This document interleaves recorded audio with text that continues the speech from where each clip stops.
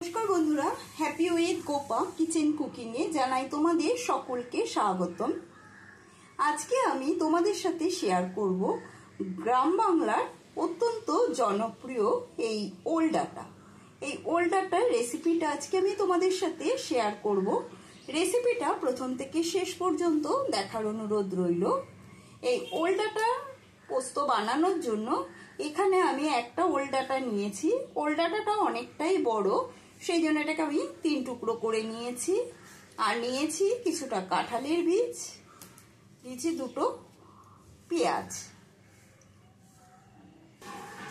এখন এই ওল ডাটাটার খোসাটা এরকম ছাড়িয়ে নেব। খোসাগুলো সব ছাড়িয়ে নিতে হবে।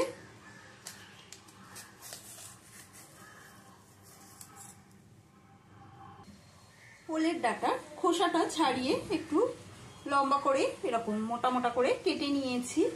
তোমরা তোমাদের পছন্দ মতন ওলের ডাটাগুলো কেটে নিতে পারো। কেটে নিয়েছি পেঁয়াজ আর কাঁঠালের দানা। গ্যাসে একটা পাত্রে কিছুটা গরম জল বসিয়েছি।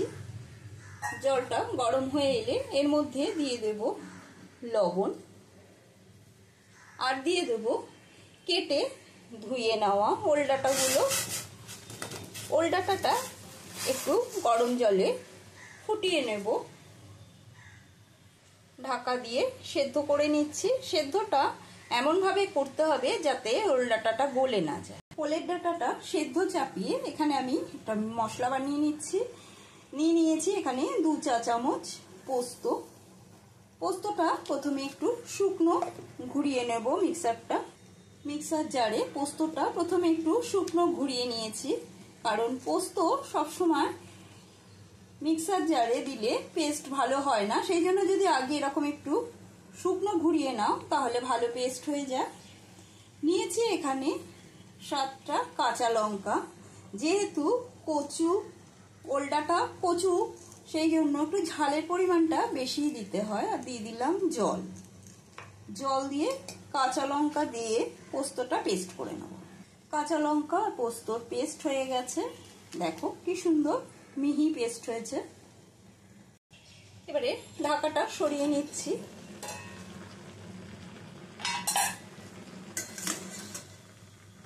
ওল ডাটাটা মোটামুটি সেদ্ধ হয়ে গেছে। বেশি সেদ্ধ করার দরকার নেই, তাহলে ওল ডাটা একেবারেই গলে যাবে, খেতে বেশি ভালো লাগবে না। এখন এটা আমি নামিয়ে নেব। এখন গ্যাসে একটা কড়াই বসিয়েছি। কড়াইয়ের মধ্যে দিয়ে দিচ্ছি সর্ষের তেল।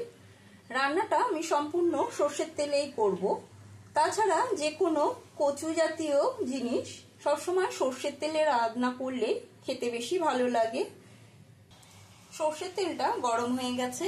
তেলের মধ্যে ফোড়ন দিয়ে দিচ্ছি সামান্য কালো জিরে আর দিয়ে দেবো একটা শুকনো লঙ্কা।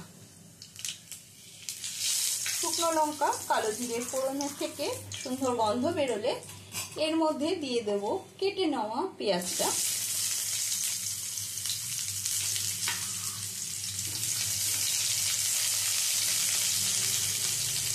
পেঁয়াজ কুচি দেওয়ার পরে পেঁয়াজটা নরম হওয়ার জন্য দিয়ে দিচ্ছি সামান্য লবণ। এই ওল কচু বা ওলের ডাটা সারা বছর কিন্তু পাওয়া যায় না।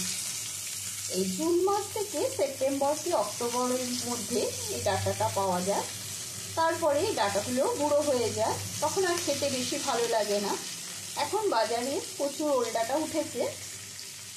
যারা পছন্দ করো না ওল ডাটা, তারা আমার মতন এরকম বানিয়ে খেয়ে দেখবে, গরম ভাতের সাথে দারুণ টেস্ট লাগে।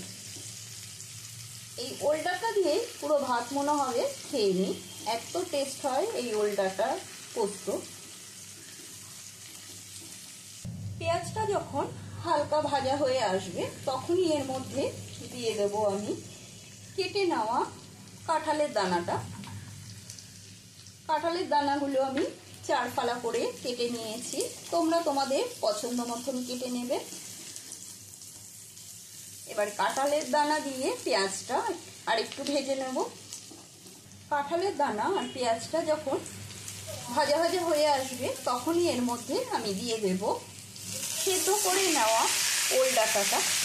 ওল ডাটা দিয়েও আবার একটু ভেজে নিতে হবে। আমি এখনো এর মধ্যে লবণের ব্যবহার করব না, লবণটা দেব আর একটু পরে।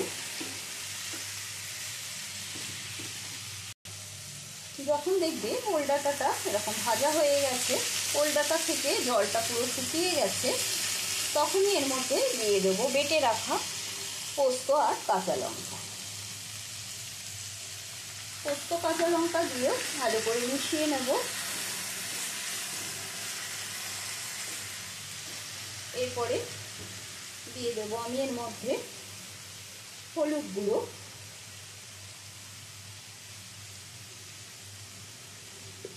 দিয়ে দেবো স্বাদ অনুসারে লবণ,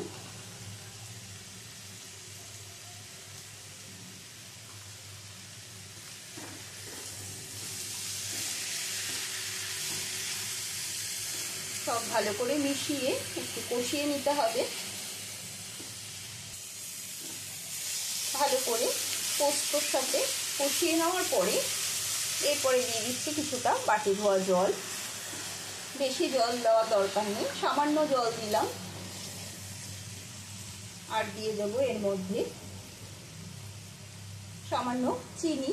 যারা চিনি পছন্দ করো না তারা চিনিটা না দিলেও চলবে তাদের, তবে পোস্ত তো একটু মিষ্টি মিষ্টি হলে বেশি ভালো লাগে, সেই জন্য আমি চিনিটা দিলাম।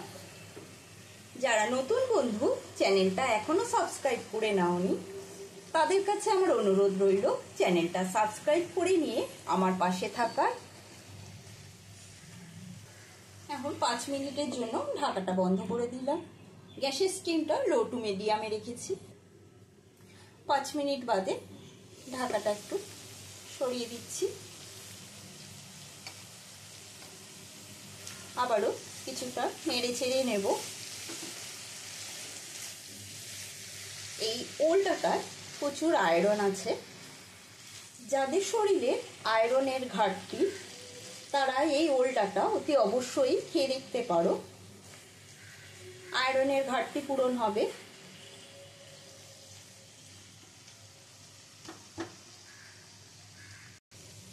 নামানোর আগে দিয়ে দেবো কিছুটা কাঁচা সর্ষের তেল।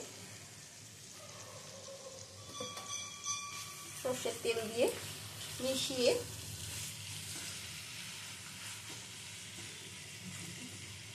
আবারও ঢাকাটা বন্ধ করে দিচ্ছি।